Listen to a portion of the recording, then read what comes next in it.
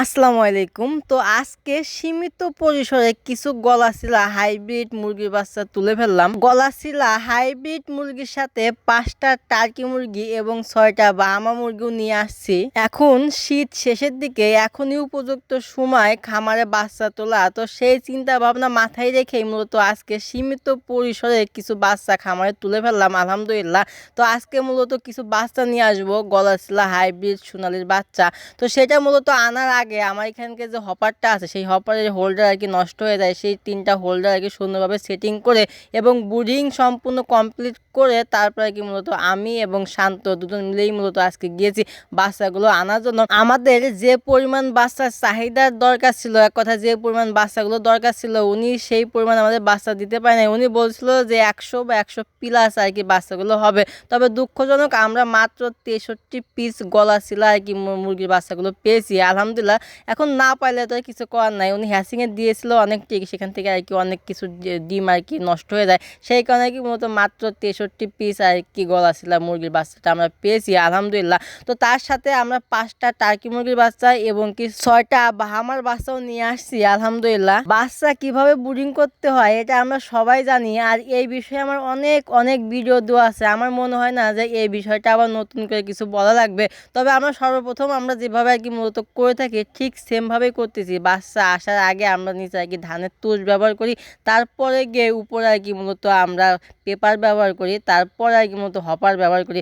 তো সুন্দরভাবে setting complete করে এসে সরাসরি চলে আসছি ভাইয়ের আর কি দোকানে। মূলত ভাইয়ের কালোখালীতে দোকান আছে। তো সেই দোকানে এসে আমরা মূলত কিছু পাখি, কিছু মুরগি এগুলো আর কি দেখতেছিলাম। তো ভাইয়ের থেকে আমরা কিছু পাখিও কিনতে চাইছিলাম, যেহেতু আমাদের কাছে টাকা নাই সেই জন্য আর কি মূলত আমরা এদিকে আর কি আগাই নাই। যেহেতু আমাদের প্ল্যান ছিল আজকে বাচ্চা নেওয়ার জন্য, সেই জন্য কি মূলত আজকে বাচ্চা নিতে গেছিলাম মূলত। তা না হলে আমাদের কাছে যদি টাকা থাকতো তাহলে আমরা এখান থেকে কিছু বাচ্চা মানে কিছু পাখি এখান থেকে কিনে নিয়ে আসতাম। যাই হোক ব্যাপার না, আমরা সামনের বার ভাইয়ের থেকে কিছু ঘুঘু এবং কি কিছু লাভ বার্ক মানে এক কথায় 1 জোড়া 2 জোড়া করে আমরা কিনে আনবো ইনশাল্লাহ। তো ভাইয়ের দোকান থেকে আমরা সরাসরি আর কি মূলত ভাইয়ের বাড়িতে চলে আসি। তো ভাই দেখতেই পাচ্ছেন সরাসরি আর কি মেশিন থেকে ডিম মানে বাচ্চাগুলো বের করে দিচ্ছে, সেখান থেকে মূলত আমরা নিয়ে আসবো।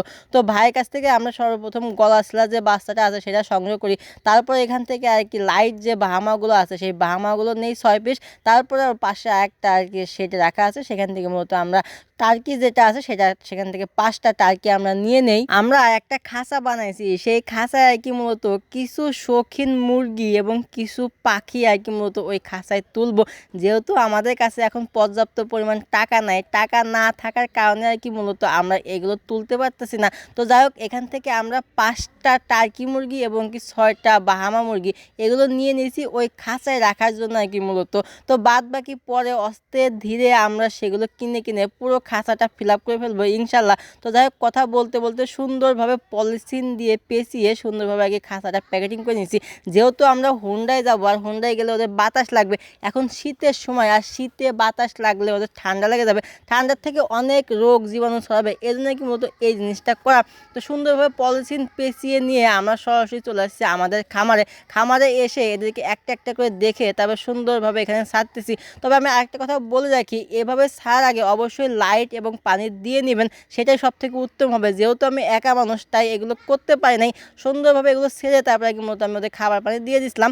তারপরে গিয়ে মূলত আমি আমার অন্য যে কাজগুলো ছিল সেই কাজগুলো করতেছিলাম। তো ফাইনালি দেখতে পাচ্ছেন ওরা ওদের মতন খাচ্ছে।